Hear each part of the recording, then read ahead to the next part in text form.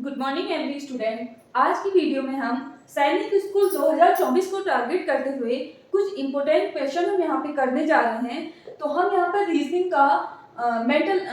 का missing number का part 3 यहाँ पर करेंगे।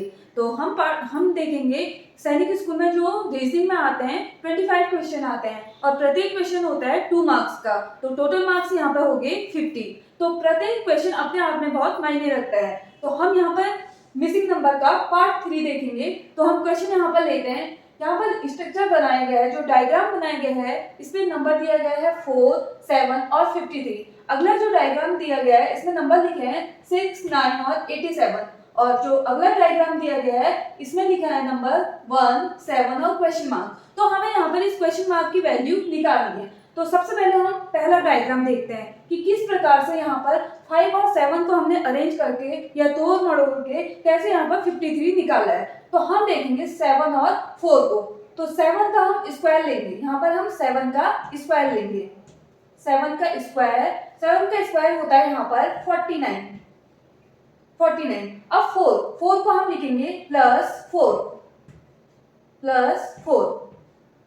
तो यहाँ पर 49 + 4 हो जाएगा यहाँ पर 53।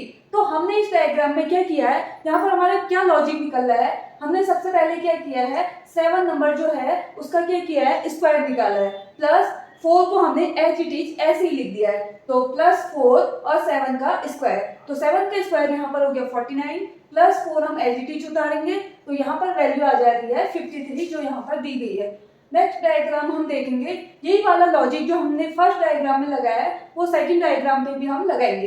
तो यहाँ पर हम सबसे पहले क्या करेंगे, 9 का स्क्वायर लिखेंगे। 9 का स्क्वायर और प्लस हम 6 को एज इट इज ऐसे ही उतारेंगे। तो 9 का स्क्वायर हो जाएगा 81 + 6। तो आ गया यहाँ पे 87 यहाँ पर दिया गया है। तो लॉजिक ये हो गया है, राइट वाला जो नंबर है इसका स्क्वायर निकालना है और जो लेफ्ट में नंबर दिया है उसको प्लस कर देना है। तो अब हम यही लॉजिक यहाँ पे निकालेंगे। हमें क्वेश्चन मार्क की वैल्यू यहाँ पे निकालनी है। तो हम क्या करेंगे, राइट वाले नंबर का स्क्वायर निकालेंगे, प्लस क्या करेंगे, लेफ्ट वाला जो नंबर है वो एज इट इज उतार देंगे। तो यहाँ पर 7 का स्क्वायर हो जाएगा 49 + 1। तो वैल्यू आ जाएगी यहाँ पर 50। तो यहाँ पर B option is correct answer. दूसरा क्वेश्चन करते हैं जो डिक्शनरी शब्दकोश वाले चैप्टर से है। तो स्टार्ट करते हैं दूसरा क्वेश्चन। निम्नलिखित शब्दों को शब्दकोश के अनुसार लगाएं, अर्थात डिक्शनरी के अकॉर्डिंग लगाना है। तो डिक्शनरी में एक बात होती है कि वो अल्फाबेट के अकॉर्डिंग होते हैं, पहले ए फिर बी फिर सी, ऐसे चलते रहता है जेड तक। तो आप ध्यान से देखेंगे कि इसमें अगर आप देखेंगे इसको शब्दकोश के अनुसार लगाना है डिक्शनरी के अकॉर्डिंग, तो आप इसका पहला लेटर लिखेंगे, इसमें भी टी, इसमें भी टी, इसमें भी टी, इसमें भी टी, इसमें भी टी। अर्थात अगर आप ये सोचिए कि एक टेस्ट हुआ, उस टेस्ट में अगर सब बच्चे 10 नंबर लाएंगे तो टीचर किसको फर्स्ट करेगा, किसी को भी फर्स्ट नहीं करेगा, क्योंकि सब बच्चे 10 ला रहे हैं तो सभी फर्स्ट आ जाएंगे। तो कोई सेकंड आया नहीं, कोई थर्ड आया नहीं, तो सब कोई रैंक पता ही नहीं चल पाएगी कौन सा है। तो हम क्या करेंगे, भी दूसरा लेटर देखेंगे, दूसरा टेस्ट लेंगे। इसके ओ, टी ओ, यहाँ भी टी ओ, ओ। तो यहाँ भी टी ओ है, यहाँ भी टी ओ है, यहाँ भी टी ओ है, यहाँ भी टी ओ है, यहाँ भी टी ओ। तो हम बता नहीं सकते कि कौन फर्स्ट, कौन सेकंड, कौन थर्ड, कौन फोर्थ, कौन फिफ्थ। तो हम क्या करेंगे, अब थर्ड लेटर देखेंगे। जब पहले लेटर से पता ना चले तो सेकंड अल्फाबेट देखेंगे, सेकंड अल्फाबेट से पता ना चले तो थर्ड अल्फाबेट देखेंगे, और ऐसे ही चलता रहेगा। तीसरा लेटर देखेंगे तो R R R R R, तो इससे भी पता नहीं चल रहा है। तो अब अगला लेटर देखेंगे, इसका अगला लेटर है टी, यहां पर लिख देंगे इसका अगला लेटर है टी, इसका चौथा लेटर है ओ। सबका चौथा लेटर देखेंगे, पहला दूसरा तीसरा चौथा, पहला दूसरा तीसरा चौथा ओ, पहला दूसरा तीसरा चौथा पी, इसका भी चौथा देखेंगे तो यू, और इसका 1 2 से देखेंगे 1 2 3 4, तो ऐसा है। अब हम एबीसीडी के अकॉर्डिंग जानते हैं, ए बी सी डी। अब T O P U S में आपको एबीसीडी बोलनी है, और आप देखेंगे कि एबीसीडी बोलते इसमें सबसे पहले क्या आता है, तो A B C D E F, कोई नहीं है अभी तक, ए नहीं है, बी नहीं है, C D E F G H I J K L M N ओ। तो सबसे पहले कौन मिला, ओ, तो ये हो गया फर्स्ट, एम एन ओ के बाद क्या आता है पी, ये हो जाएगा second, M N O P Q R, R नहीं है, एस, तो एस आ गया, थर्ड आ गया एस के बाद टी फोर्थ, और यू क्या आ गया फिफ्थ। तो इस प्रकार हमने इसका ऑर्डर पता चल गया। तो पहले नंबर पर कौन आया, पहले नंबर जो फर्स्ट आया उसका नंबर है 2, सेकंड, फर्स्ट कौन आया उसका नंबर है 2, सेकंड कौन आया उसका नंबर क्या है 3, थर्ड कौन आया थर्ड का नंबर है 5th, और फोर्थ कौन आया फोर्थ का नंबर है 1st, और 5th कौन आया वो है 4। तो हमारा 2 3 5 1 4, 2 3 5 1 4, 2 3 5 1 4, तो ऑप्शन सी जो है इसका सही जवाब। क्वेश्चन नंबर 3 हम यहाँ पे देखेंगे, एक घड़ी में 7:40 हो रहा है, तो हम इसे दर्पण के सामने पे रखने पर दर्पण पे जो प्रतिबिंब बनेगा उस पर बजने वाला टाइम हमारा कितना होगा। हमें कुछ नहीं करना है, हमने सिंपली वे में क्वेश्चन को देखना है। एक घड़ी है उसमें 7:40 हो रखे हैं, तो हम इसके सामने घड़ी के सामने एक मिरर रखेंगे, एक शीशा रखेंगे, तो शीशे पे जो इमेज बनती है, जैसे हम अपना फेस शीशे पे देखते हैं तो हमारी भी एक इमेज बनती है, तो जो घड़ी की इमेज शीशे में बनेगी तो उस पे बजने वाला टाइम कितना होगा।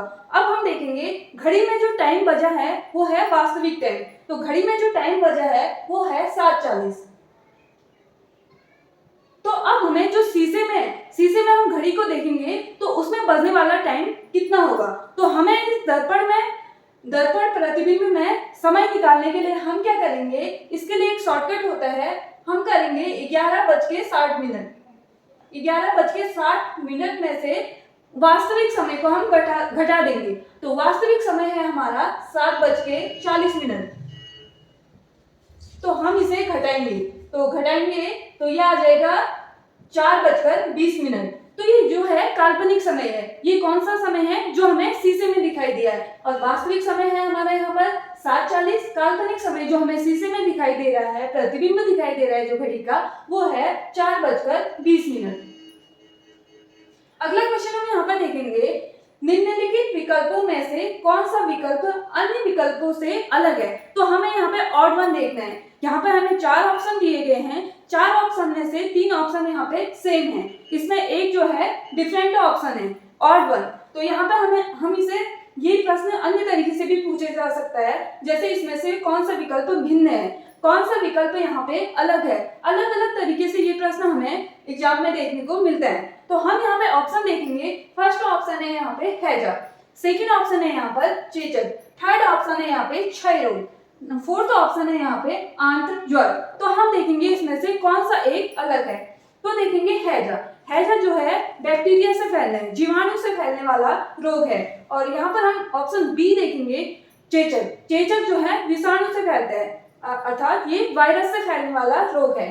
ऑप्शन सी हम यहाँ पर देखेंगे क्षय रोग को जिसे हम टीबी भी कहते हैं। जो टीबी जो है वो है बैक्टीरिया से फैलता है, अर्थात ये फैलता है जीवाणु से। जो फोर्थ है आंत्र ज्वर को हम कहेंगे टाइफाइड भी फैलता है जीवाणु से, अर्थात बैक्टीरिया से। तो हम इसमें जो एक अलग ऑप्शन हमारा आया है वो आया है चेचक फैलता है वायरस से, और बाकी जो हैजा, क्षय रोग और आंत्र ज्वर है वो फैलता है बैक्टीरिया से। तो ऑप्शन बी इसका हो जाएगा चेचक। जो भिन्न है वो क्या है यहाँ पर चेचक रोग फैलता है वायरस से। 14 हैश 13 इक्वल टू 9। तो हैश की जगह पे हम कौन सा साइन यूज करें, या हम यहाँ पे कौन सा लॉजिक लगाएं कि हमारा आंसर यहाँ पे 9 आ जाए। तो हम यहाँ पे देखेंगे 14 में है 2 नंबर 1 और 4। 1 और 4 को हम यहाँ पे ऐड करेंगे, 1 + 4 को ऐड करेंगे तो यहाँ पे आएगा 5। फिर अगला नंबर है 13 में हमारे 2 नंबर है 1 और 3 को हम ऐड करेंगे तो यहाँ पर आ जाएगा 4। तो 5 + 4 = हो जाएगा, इन दोनों को ऐड करके यहाँ पर आएगा 9। तो हमारा लॉजिक ये आ रहा है, जो 2 नंबर दे रखे हैं उन नंबर को आपस में ऐड करना है। तो हम अगला देखेंगे 27 36।